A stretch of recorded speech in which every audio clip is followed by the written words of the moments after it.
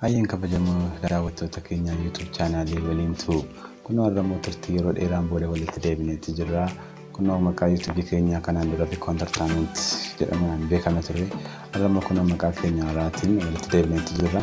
Waliintu bilaan jechuudha. Har'ammoo kunoo qophii ajaa'ibaa tokko qabanneetti jirra. Qophii keenya ajaa'ibaa irraa immoo qophii seeraawwan ajaa'ibsiisoo addunyaa jedhudha. Mee qophii keenya walitti daawwanne walitti deebinaa. Amma xumura qophii keenyaatti waliin tura.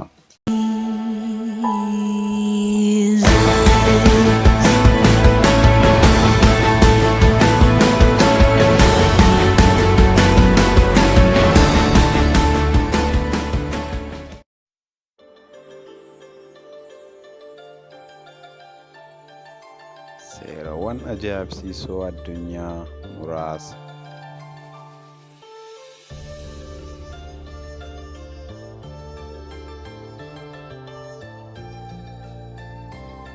Singapore keessatti hancaqqee kimaastikaa alanfachuun seeraan nama adabsiisa. Inumaayyuu hancaqqeen gurguramus bitamus hin jiru. Sababni inni guddaanis qulqullina biyyichaa eeguudha.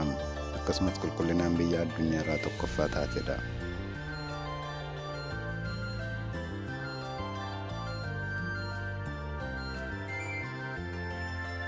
Meeksikoo keessatti namni saayikilii oofu tokko peedaalirra luka kaasuun dhorkaadha.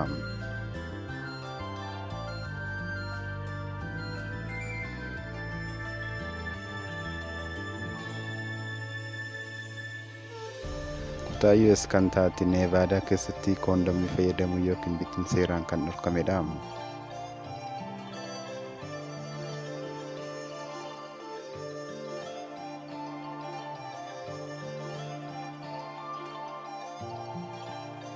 Akkaataa seera US'tti umurii xiqqaan pirezidaantii Ameerikaa kan nama taasisu waggaa 35dha.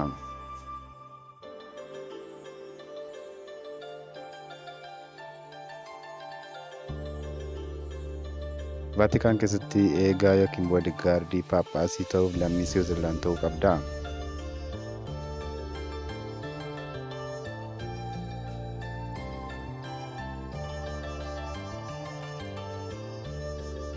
Awustiraaliyaa Viiktooriyaa keessatti eeyyama osoo hin qabaatiin balbii ifa jiruu hin dandeessu. Sanaan ala ni adabamta.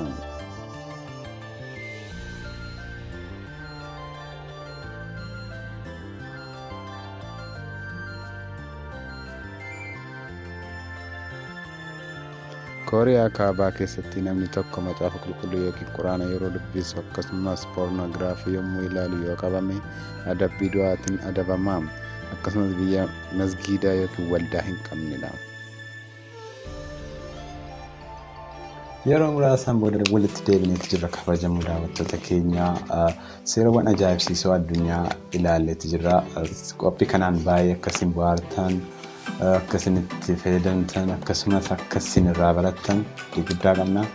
Maarree gaamammoo dhaamsanitti dhaammachuu barbaanne tokkotu jira. YouTube'n keenya kun YouTube'ii guddina irra jiru waan ta'eef YouTube kana please subscribe gochuudhaan jajjabeessaa isin. Akkasumas like, comment illee nu godhaa. Turtii kanaan illee kanas waliin turanii biqilaa guddinaa jedhama. Kanaaf taanaan please YouTube channel keenya kana guddisaa. Qophiiwwan kana fakkaatan illee ammas gara fuulduraatti qabanii waan isiniin ilaallu please YouTube keenya kana nu beeksisaa isiniin jedha. Kanaaf taanaan qophiilee adda addaa ammas baay'een isaanii hafanii jiru waan ta'eef qophiilee kana immoo torbee qabanii dhiyaanna waan ta'eef isinis nu cina dhaabbadhaa. Waliintu na isiniin jedha. So torbeetti nagaa.